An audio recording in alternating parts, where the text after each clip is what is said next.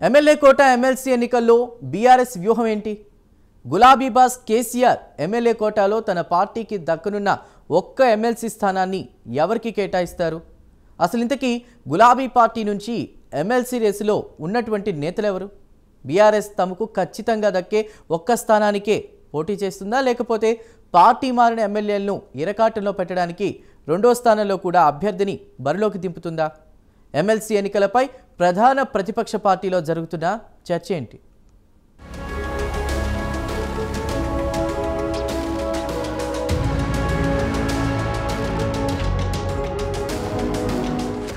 MLA కోట MLC ఎన్నికలకు నగారా మోగింది. తెలంగాణలో ఎమ్మెల్యే కోటాలో 5 ఎమ్మెల్సీ స్థానాలు మార్చి 29న ఖాళీ అవుతున్నాయి. వాటి భర్తీకి ఎన్నికల కమిషన్ ఇప్పటికే నోటిఫికేషన్ విడుదల చేసింది. మార్చి 20న ఎమ్మెల్సీ ఎన్నికలు జరగనున్నాయి.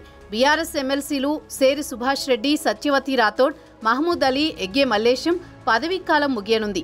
ఎంఐఎంకు చెందిన మీర్జా రియాజ్ ఉల్ హసన్ అఫెండీ కూడా బీఆర్ఎస్ మద్దతుతో ఎమ్మెల్సీగా ఎన్నికయ్యారు. ఆయన పదవీకాలం కూడా ముగియనుంది.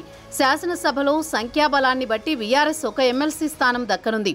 గులాబీ బాస్ ఎవరికి ఛాన్స్ ఇస్తారనేది ఆ పార్టీలో చర్చనీయాంశంగా మారింది.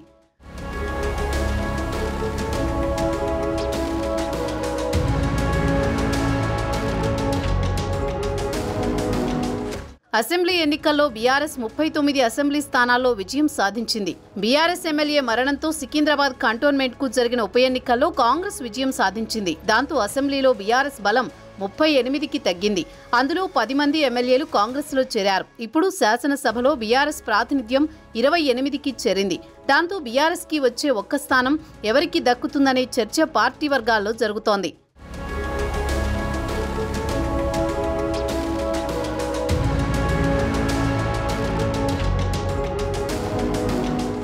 ఎమ్మెల్సీ పదవిని ఆశిస్తున్న వారు గులాబీ పార్టీలో చాలా మంది ఉన్నారు. ప్రస్తుతం ఉన్న సిట్టింగ్లతో పాటు మరికొందరు పదవి ఆశిస్తున్నారు. ఇదే సమయంలో బీఆర్ఎస్ స్థానిక సంస్థలతో పాటు అన్ని ఎన్నికల్లోనూ బీసీలకు 42% రిజర్వేషన్ కల్పించాలన్న డిమాండ్ తెరమీదకు తెచ్చింది. దాంతో ఇప్పుడు బీసీ నేతకు ఎమ్మెల్సీ పదవి ఇవ్వక తప్పని పరిస్థితి బీఆర్ఎస్లో నెలకొంది. దాంతో పార్టీలోని బీసీ నేతలు తమ ప్రయత్నాలు ముమ్మరం చేస్తున్నారు. బీసీకి అవకాశం ఇస్తే పార్టీ సీనియర్ నేత మాజీ మంత్రి జోగురామన్న పేరు ప్రముఖంగా వినిపిస్తోంది. మరోవైపు మునుగోడు ఉప ఎన్నికల సమయంలో కాంగ్రెస్ నుంచి బీఆర్ఎస్లో చేరిన మాజీ ఎమ్మెల్యే బూడి భిక్షమయ్య గౌడ్ పేరు కూడా పరిశీలనలో ఉన్నట్టు తెలుస్తోంది.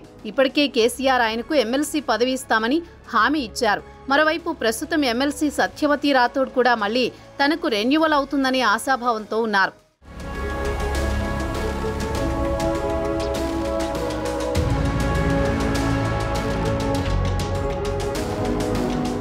వాస్తవానికి బీఆర్ఎస్కు ఒక్క స్థానమే దక్కే అవకాశం ఉన్నా పార్టీ మారిన ఎమ్మెల్యేలను ఇరుక్కున పెట్టేందుకు రెండో అభ్యర్థిని కూడా బరిలోకి దింపాలని ప్లాన్ చేస్తున్నట్టు తెలుస్తోంది. రెండో అభ్యర్థిని పెడితే పార్టీ మారిన ఎమ్మెల్యేలకు విప్ జారీ చేసే అవకాశం బీఆర్ఎస్కు ఉంటుంది. పార్టీ మారిన ఎమ్మెల్యేలు కాంగ్రెస్ అభ్యర్థులకు ఓటు వేస్తే సుప్రీంకోర్టులో దీనిని అస్త్రంగా చేసుకోవాలని బీఆర్ఎస్ ప్లాన్ చేస్తోంది. పార్టీ మారిన ఎమ్మెల్యేలు క్రాస్ ఓటింగ్కు పాల్పడితే వారిపై వేటు తప్పదని గులాబీ పార్టీ చెబుతోంది. ఆ క్రమంలో సాంకేతిక కారణాలతో ఓటింగ్కు హాజరు కాకుండా ఉండే ఆప్షన్ను పార్టీ మారిన ఎమ్మెల్యేలు ఎంచుకునే అవకాశం ఉందంటున్నారు.